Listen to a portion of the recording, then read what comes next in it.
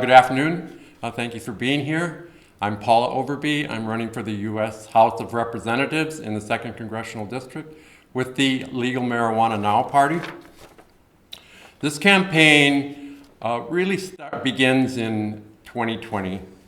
I supported the Adam Weeks campaign because of his strong support for his community. Unfortunately, Adam Weeks was overwhelmed by some of the harassment he received from the Democratic Party and the loss of his business because of the pandemic, and Adam passed away during that campaign.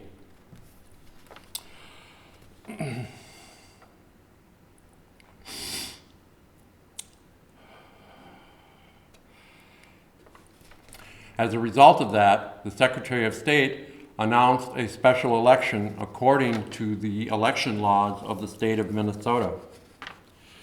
The Craig campaign was unwilling to abide by Minnesota's election law and appealed to the federal courts to issue an injunction claiming a federal election must take place on a particular day in November. That's somewhat absurd because the election is a process. We have early voting, we have runoff elections, we have a lot of reasons why we call special elections. Having supported Adam Weeks' campaign, I accepted the nomination of the Legal Marijuana Now Party and filed a subsequent case citing a U.S. Supreme Court decision that defined our election as a process, which definitely is not concluded on a single day. Our Attorney General moved to dismiss that case. Our Governor, our Attorney General, and our representative in CD2 are unwilling to uphold the laws of our great state of Minnesota. In many respects, this campaign is a memorial to Adam Weeks for his bravery in challenging that status quo. Because the fundamental strength of our democracy really depends on the diversity of our representation. And with that, I'll take questions. Yes, sir? What issues separate you, Paula, from the Republican and Democratic candidates in the race? There are two very critically important issues. One is military spending, and the other is health care. So the United States puts billions of dollars worth of weapons into conflicts around the globe. Right now we have principal concerns about the Ukrainian war with Russia. That's a tragic event. But it's only a small piece of America's military engagement around the world. We need to take those billions of dollars and invest them in appropriate social programs. Andy Craig certainly voted against the 10% reduction in military spending that was proposed by Bernie Sanders. Even when we exited the war in Afghanistan, which was costing us $1 trillion over 20 years, several $1 trillion, it didn't have any influence on the budget, right? So above and beyond the $750–60 billion we've allocated for the defense budget, we're allocating a lot of additional funds, just an additional $40 billion to Ukraine this week. The other issue, of course, is healthcare. And this situation has been evolving since 1970 when they passed the HMO Act. Health Maintenance Organization.